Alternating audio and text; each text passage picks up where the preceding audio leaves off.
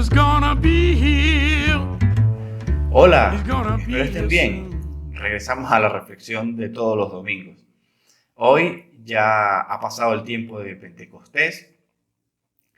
Tenemos la Santísima Trinidad y el próximo domingo Corpus Christi.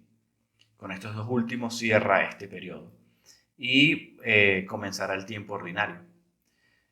El pasaje de hoy, el que vamos a compartir, está en el Evangelio de Juan, el capítulo 3. El Evangelio de Juan, como ya hemos dicho antes, es el Evangelio de los signos. De hecho, los entendidos en Biblia llaman distinguen en el Evangelio de Juan dos grandes libros.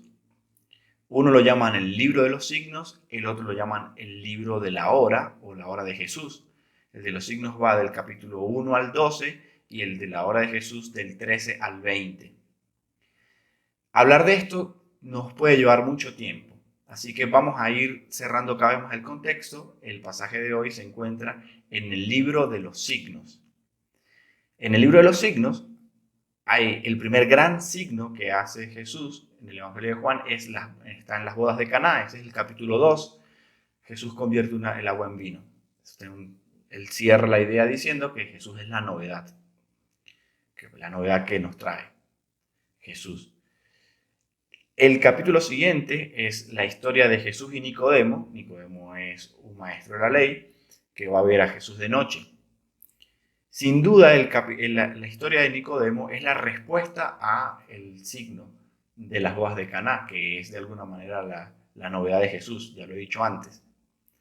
En este gran contexto es donde está los versículos de hoy, que son los versículos del 16 al 18 del capítulo 3. Entonces vamos a decir algunas cosas de la situación de Nicodemo con Jesús para poder entender estos tres versículos. Jesús y Nicodemo tienen una conversación en torno a la fe. Esa es su conversación. La misma termina de una manera paradigmática. Hay que nacer de nuevo, es lo que le va a decir Jesús. Esto no se puede, como todos sabemos, nacer de nuevo, salir de nuevo del vientre de la madre. Por ello, aquí se está hablando es de nacer del Espíritu. Hablar de Dios aquí, ya en este contexto, se pone complicado, ¿sí? Sobre todo si queremos hablar de Dios desde fuera y no desde lo que Dios ha hecho en nosotros o lo que Dios ha hecho por nosotros. Hacia allá va a tender esta conversación. ¿Qué ha hecho Dios por nosotros? Bueno, lo encontramos en el versículo 16. Nos dio a su único Hijo. Esto significa que se hizo uno como nosotros, el Hijo de Dios. En este pasaje de Hechos, Jesús se presenta ante Nicodemo como el que viene de Dios. ¿Y para qué Dios hizo eso? ¿Para qué Dios entregó a su Hijo? La respuesta es sin duda una de las cosas que más a mí particularmente me encantan del Evangelio de Juan. De hecho, lo vamos a leer literalmente. Dice el versículo 17. Porque Dios no envió a su único Hijo al mundo para condenar al mundo, sino para salvarlo por medio de él. Quisiéramos creer que ser de Dios es estar fuera del mundo, negar el mundo. Pero hoy la palabra nos da un elemento interesante. No es estar fuera del mundo, sino estar en el mundo a través de su Hijo, ser como Jesús. De hecho, la confianza en Jesús es la clave para poder nacer de nuevo. Ya esto es lo que le ha dicho Jesús a Nicodemo más arriba. Para nadie es un secreto que el personaje principal del cristianismo es Jesús.